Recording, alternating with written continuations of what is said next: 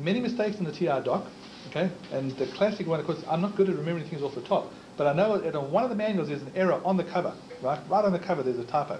So like happens, we've corrected, as far as we can tell, all the typos because we run it through a spell checker now that we have the actual text, right? And then what we do is we bring this into WordPerfect, right?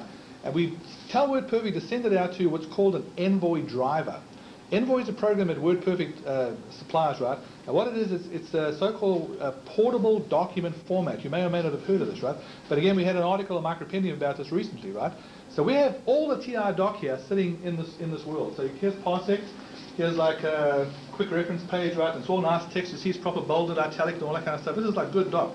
Now, we sell you these Envoy files, right? And what happens is an Envoy file has built into it a so-called Envoy executable. So what happens is you bring it up just like this, right? Now this file is readable. Envoy allows you to search for text, right? Envoy allows you to show the marker here. You can actually, if you have something that's really important to you, you can actually go down and highlight it, okay? And you can also do, where's the notes? The notes, the little yellow one. You come in here and you can make notes, sort of say, these guys don't know what they're talking about. This is what it really does. You know, you can make little notes inside here and paste it into your document, right? And then you can save this file out, right? And you can have like your own documentation. You can also, since this is a Windows program running here, you can also print this doc, right? And give it away to your friends. No, you don't want to do that.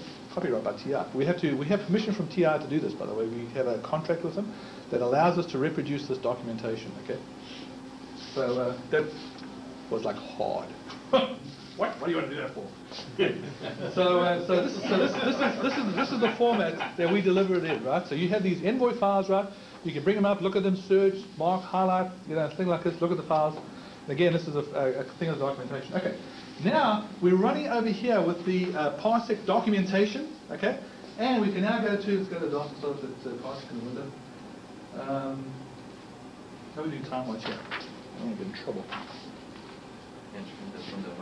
Huh? Entering the window. The other one. I don't know. I'll just bring it down. It's on this guy here, isn't it? Oh, there you go. There you go. There you go. This is Windows 95, not us. What we're going to do is we're going to load Parsec in the PC99 here, right? And notice that we're running in a window here. Now, do not expect the same performance in the same thing, because now what happens is we are now subject to the Windows time sharing stuff, right? So all like, you know, the video and stuff is like no longer ours. But here's the TI now running inside the Windows world, right? Inside a real Windows.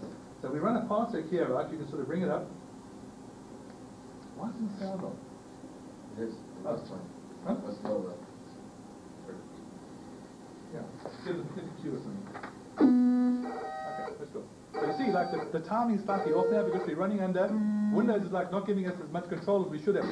So oh, you can have the interrupt here, you can have it here, here, here. So now here's Parsec running, right? And here's the documentation page. You can read the documentation and see Parsec at the same time. Again, the concept of the two worlds, right? Okay, let's get out of here. So, you know, if you have the documentation and you have the module running, you can switch between the both and see what's sort of going on. Stop. Oh, he's on full screen. That's why it's running normal now. Right, now let's do 2. This is an unscheduled thing we discovered last night. So brave. I feel like Peter Hoddy. Used to write the code the night before. Remember that? So here's a TI home computer, text into home computer running under Microsoft Windows, right? Now get out of this guy. And we start another DOS session, right? You want a DOS session? Isn't that what you want? No. You want to run the two together? No, I don't want to import. Oh, you want to cut and paste? Is that what you're No, I want to run the two together. Oh. See, it's unscheduled. That's why we like to look pathetic.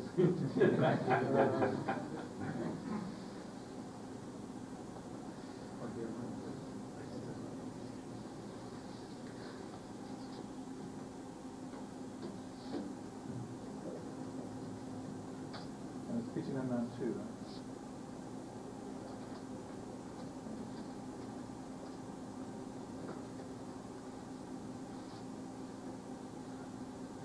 Okay, get it. Oh. Stop some. That's shrunk it up.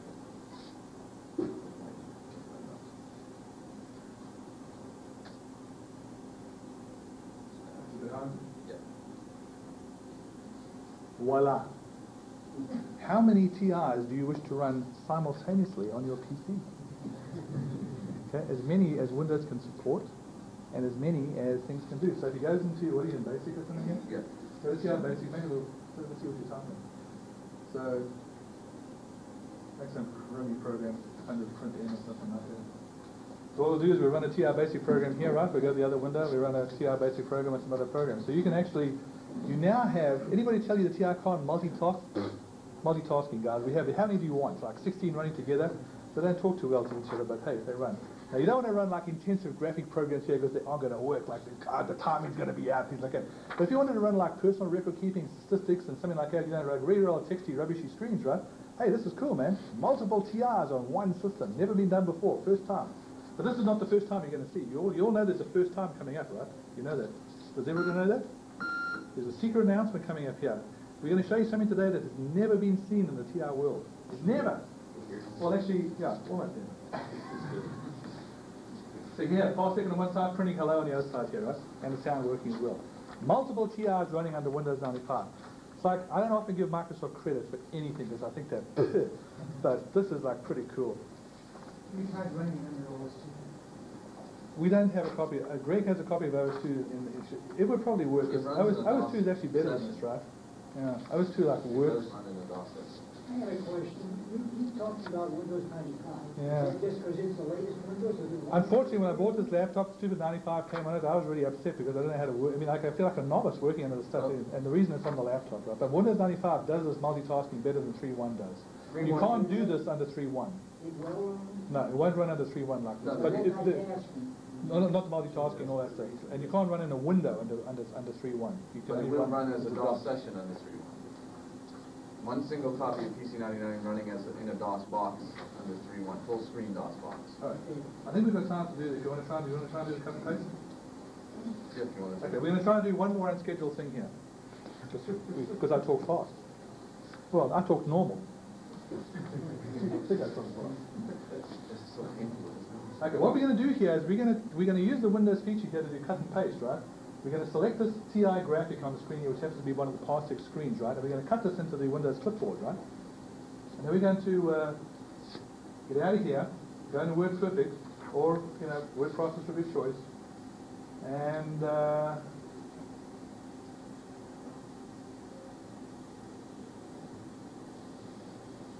this is still the Lavelle version before the Corel stuff came out. Right? Corel's actually released 7.0 right now.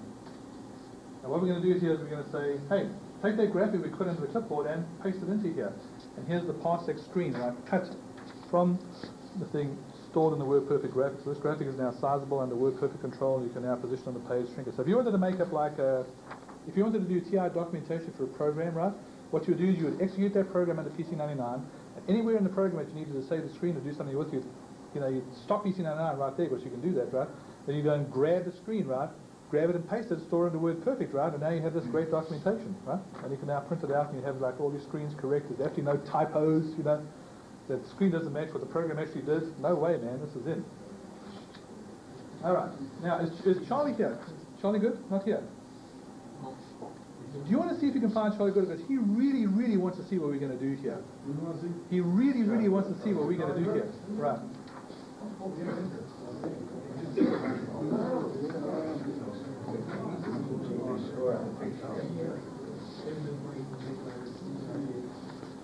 All right, about 6 months ago, there's this sort of guy that messes with the TI called Charles somebody, and what he did is like he found this guy on the net called Hank Mischoff, and Hank Mischoff was like this old programmer that used to work for TI, right?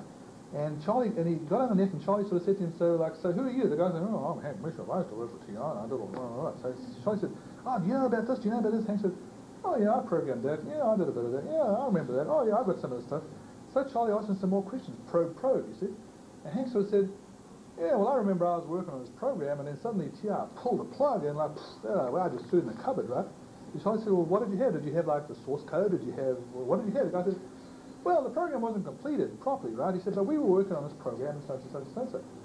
So Charlie contacts me on the net and sort of says, hey, I found this guy, blah, blah. I said, found him. I said, get the discs, we've got to get the discs. So Charlie calls the guy up and says, you think you could like find the discs in your cupboard? So the Hank sort of says, well, let me go and see. What the hell? Finds the cupboard, he finds these like battered old discs lying there up in a corner like this.